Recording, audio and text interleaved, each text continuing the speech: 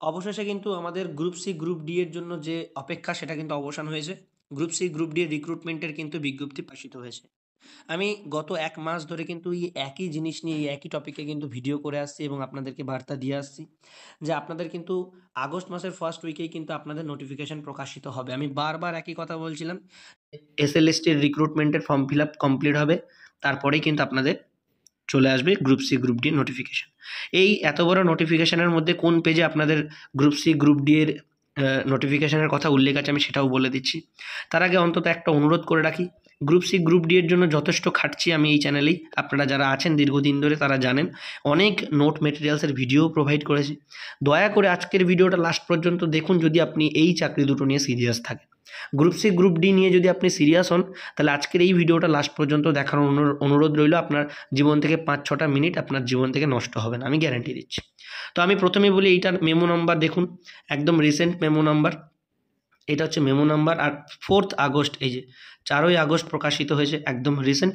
এবং আমি আপনাদের সাথে ভিডিও শেয়ার করছি, এই পিডিএফটাও আমি টেলিগ্রাম গ্রুপে দিয়ে দিচ্ছি, এই ভিডিও ডেসক্রিপশন বক্সে লিঙ্ক রয়েছে। এবং আপনারা ডাইরেক্ট চলে আসবেন 12 নম্বর পেজে। 12 নম্বর পেজে আপনারা আসলেই দেখতে পারবেন যে সমস্ত নোটিফিকেশনের বিষয়টা এখানে লিখিত আকারে রয়েছে, যে লাইব্রেরিয়ান, ক্লার্ক এবং গ্রুপ ডি পদে। তার আগে আমি একটা অনুরোধ করে রাখি, যারা এই চাকরি দুটো নিয়ে সিরিয়াস আছেন এই চ্যানেলটা মনে করে সাবস্ক্রাইব করে পাশে থাকা বেল আইকনটি অল করে রাখুন। যারা নতুন আজকে এই চ্যানেলে ভিজিট করছেন, পুরনো যারা আছেন তারা তো তাদেরকে অনেক অনেক ধন্যবাদ, কিন্তু নতুন যারা আছেন মনে করে চ্যানেলটা সাবস্ক্রাইব করে পাশে থাকা বেল আইকনটি অল করে রাখবেন। পরবর্তী আপডেট এই চ্যানেলেই অথেন্টিক ওয়েতে আপনাদেরকে দেওয়া হবে। প্রথমে বলে রাখি যে লাইব্রেরিয়ান যে পোস্টটা রয়েছে এটাতে অনেকের সমস্যা হবে ফর্ম ফিল আপ করতে, কিন্তু আমাদের মেইন টার্গেট ক্লার্ক এবং গ্রুপ ডি। তাও আমি লাইব্রেরিয়ান পদের কথাটা একটু বলে দিই।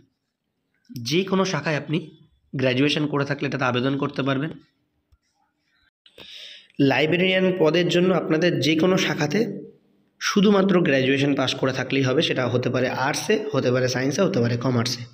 এবং এই গ্র্যাজুয়েশনটা শুধুমাত্র যে আপনাকে রেগুলার কোর্সেই করতে হবে তা কিন্তু নয়।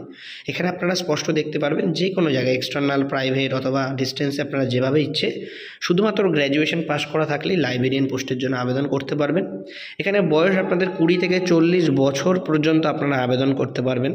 এবং এসসি এসটি যারা রয়েছেন তাদের যেমন ছাড় থাকে অ্যাজ পার অফিসিয়াল বা গভর্নমেন্ট রুলস 5 বছরের, ওবিসিতে 3 বছরের, এবং যারা পিএইচডি ক্যান্ডিডেট রয়েছেন, পিএইচডি না sorry, I am extremely sorry, যারা ব্যাকওয়ার্ড ক্লাস ক্যান্ডিডেটস রয়েছেন তাদের কিন্তু 8 বছরের কিন্তু ছাড় রয়েছে।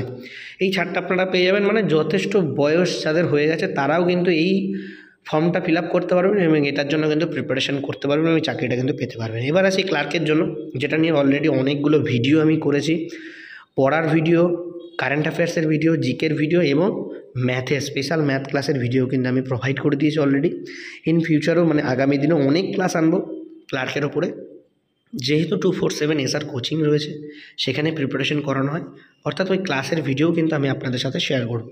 অতএব চ্যানেলটা মনে করে সাবস্ক্রাইব করে পাশে থাকা বেল আইকনটি অল করে রাখবেন। আবার অনুরোধ, এক্ষেত্রে আপনাদের কী কোয়ালিফিকেশান চাওয়া হয়েছে না, স্কুল ফাইনাল অর্থাৎ মাধ্যমিক পাস অর ইটস ইকুইভ্যালেন্ট, অর্থাৎ প্রাইভেটে করুন বা যেখান থেকে হোক করুন মাধ্যমিক পাস করে থাকলেই হবে।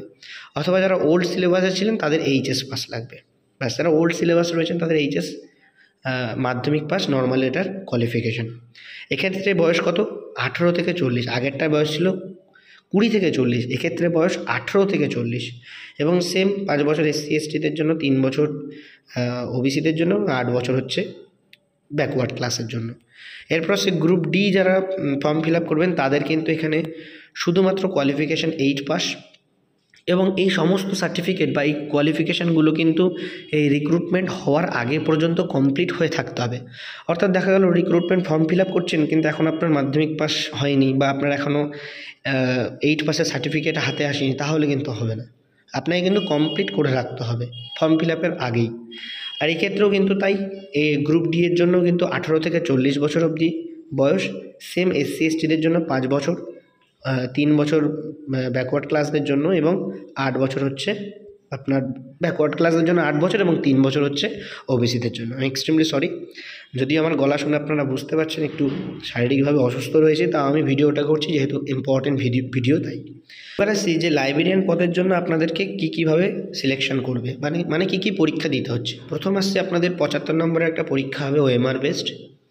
তারপরে আপনাদের একটা academic qualification including professional qualification, এখানে 10 নম্বর থাকবে। মানে অ্যাকাডেমিক স্কোরগুলোর নাম্বার যোগ হবে। তারপর সিমিলার এক্সপিরিয়েন্স থাকবে 5 নম্বরের। তারপরে ওরাল থাকবে, অর্থাৎ ইন্টারভিউ থাকবে আপনাদের কত নম্বর না 10 নম্বরের। সবকটা জুড়লে 10 আর 15 কত হচ্ছে 25, 25 আর 75 হচ্ছে 100 নম্বরের পরীক্ষা। এরপর আসছে গ্রুপ সি পোস্টের জন্য আপনাদের কী কী আবেদন মানে কীভাবে আপনাদের নিয়োগ করা হবে। রিটেন এক্সামিনেশান হবে 60 নম্বরের, ওকে।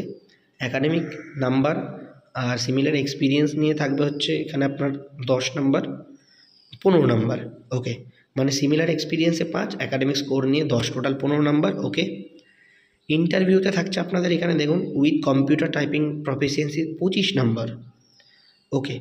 তার মধ্যে ওরাল ইন্টারভিউ থাকছে 10 নম্বরের আর টাইপিং থাকছে 15 নম্বরের, অর্থাৎ টোটাল 25 নম্বর।